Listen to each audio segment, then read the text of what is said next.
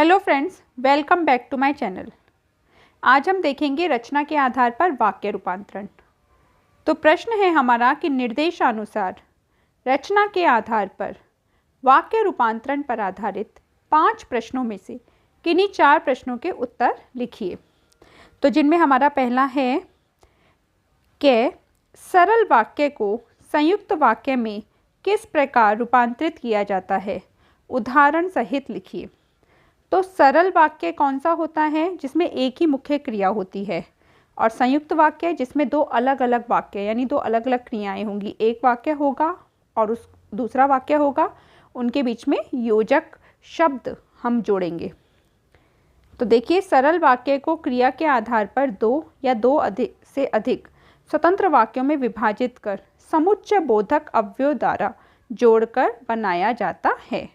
जैसे सरल वाक्य है, सूर्योदय होने पर पक्षी चहचहाने लगे। तो इसकी मुख्य क्रिया एक ही है, चहचहाना।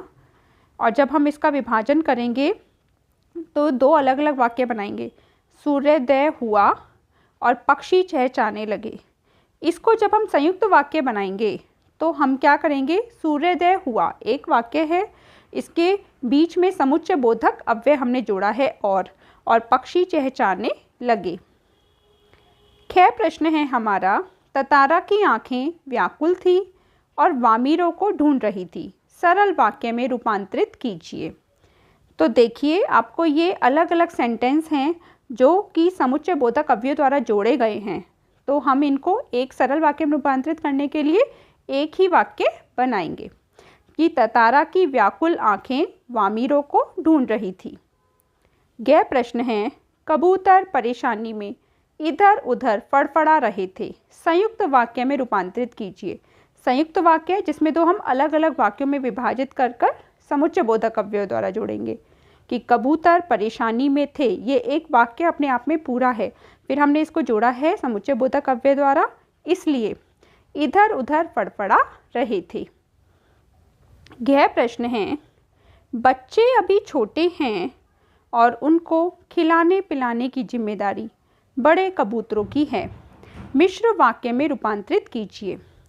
मिश्र वाक्य क्या होता है कि एक वाक्य अधूरा सा लगता है और उसको फिर दूसरे वाक्य से पूरा किया जाता है, वो होता है हमारा मिश्र वाक्य। तो है कि चूंकि बच्चे अभी छोटे हैं, ये अपने आप में एक इनकम्प्लीट वाक्य है कि आगे कुछ होना चाहिए, तो ये क्या है, उपवाक्य। चूंकि बच्चे अभी छोटे हैं इसलिए उनको खिलाने पिलाने की जिम्मेदारी बड़े कबूतरों की है, या फिर बच्चे जब तक छोटे हैं तब तक उनको खिलाने पिलाने की जिम्मेदारी बड़े कबूतरों की है।